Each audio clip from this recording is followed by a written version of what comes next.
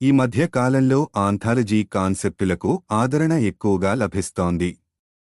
అలా రూపొందిన సినిమానే హాట్ స్పాట్. అలా తమిళంలో థియేటర్లకు వచ్చిన ఈ సినిమా ఈ రోజున ఆహాలో స్ట్రీమింగ్ అవుతోంది. విఘ్నేశ్ కార్తీక్ దర్శకత్వం వహించిన ఈ సినిమా ఎలా ఉందనేది ఇప్పుడు చూద్దాం. కొంతమంది దర్శకులు ఒక నిర్మాతకి తమ కథలను వినిపించడానికి వెళతారు. వాళ్లు చెప్పే కథలన్నీ రొటీన్గా ఉండటంతో ఆ నిర్మాత కసురుకుంటాడు.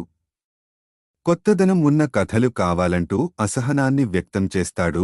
దాంతో వాళ్లంతా కూడా అక్కడి నుంచి జారుకుంటారు. సరిగా అప్పుడే మహ్మద్ షఫీ ఎంట్రీ ఇస్తాడు. మహ్మద్ షఫీ విఘ్నేశ్ కార్తీక్ దర్శకుడు కావాలనే ఉత్సాహంతో కథలు పట్టుకుని తిరుగుతూ ఉంటాడు. తన దగ్గరున్న కథలను ఆ నిర్మాతకు వినిపించాలని వస్తాడు. అయితే ఆ నిర్మాత 10 నిమిషాలకు మించి సమయం ఇవ్వలేనని అతను చిరాకు పడతాడు. అప్పుడు షఫీ అతనిని ఒప్పించి ఓ 4 కథలు చెబుతాడు. ఆ 4 కథలు ఏమిటి? అవి విన్న తరువాత ఆ నిర్మాత ఎలా స్పందిస్తాడు? దర్శకుడిగా షఫీకి ఛాన్స్ ఇస్తాడా లేదా అనేది కథ. పెళ్లి తరువాత ఆడపిల్లలు మాత్రమే తమ ఇంటిని వదిలిపెట్టి ఎందుకు వెళ్ళాలి అనేది మొదటి కథ. ప్రేమ పెళ్లిలో ఇలా జరిగే అవకాశం కూడా ఉందా అంటూ ఆశ్చర్యపోయే రెండో కథ. తప్పుచేసి సమర్థించుకునే లవర్ను ప్రశ్నించే ప్రియురాలి కథనే మూడో కథ. టీవీ షోస్ పిల్లలపై ఎలాంటి ప్రభావం చూపిస్తున్నాయనేది నాలుగో కథ. ఇలా 4 కథలు వేటికి వాటిగా సబ్ హెడ్డింగ్స్తో నడుస్తాయి. మొదటి కథ కాస్త సరదాగా కొత్తగా అనిపిస్తుంది, కొన్ని సందర్భాల్లో ఆలోచింపజేస్తుంది కూడా. ఇక రెండో కథలో ఒక ట్విస్ట్ ఉంటుంది. అయితే ఆ ట్విస్ట్ కాస్త ఇబ్బందిగా అనిపిస్తుంది. మూడో కథ కూడా అలాంటిదే. రెండో కథ కంటే మరింత ఇబ్బంది పెడుతుంది. కథలు కొత్తగా ఉండటం కోసం ప్రయత్నం చేయడం మంచిదే, కాని ఆ కొత్తదనం ఇలా ఇబ్బంది పెట్టేలా ఉండకూడదు.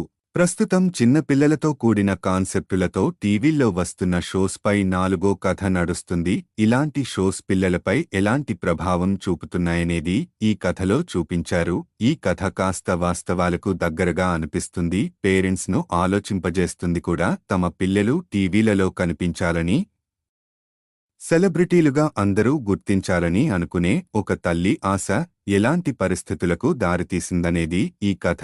ఇలా ఈ 4 కథల్లో మొదటి, చివరి కథలు మాత్రమే కొంతవరకు ఆకట్టుకుంటాయి. చాలా వరకు వినోదపరమైన అంశాలు లేకపోవడం వలన ఒక సినిమా చూస్తున్నట్టుగా కాకుండా ఒక సంకలనాన్ని చదువుతున్నట్టుగా అనిపిస్తుంది. ఏ చాప్టర్కి ఆ చాప్టర్గా కథలు పూర్తవుతున్నప్పుడు చివరిలో ఒక చమక్కు ఉండాలి. లేదంటే ఆ తరువాత ఏం జరుగుతుందనేది ఆడియన్స్ ఊహకు వదిలేయాలి. అప్పుడే ఆ ఫీల్కి ఆడియన్స్ కనెక్ట్ అవుతారు. అలా చూసుకుంటే ఈ సినిమాలో ఏ ఎపిసోడ్ ముగింపు కూడా కరెక్టు ఎండింగ్లా అనిపించదు. చివరి ఎపిసోడ్ కాస్త ఆలోచింపజేస్తుంది. అయితే ఆ తరువాత దర్శకుడికి, నిర్మాతకి మధ్య జరిగే సంభాషణ నాటకీయంగా అనిపించి తేలిపోతుంది. మొదటి కథలో ఆదిత్య భాస్కర్, గౌరీ కిషన్, రెండో కథలో శాండీ, అమ్ము అభిరామి, మూడో కథలో సుభాష్ సెల్వన్, జనని, నాలుగో కథలో కలేర్సన్, సోఫియా ప్రధానమైన పాత్రలను పోషించారు. ఆర్టిస్టులంతా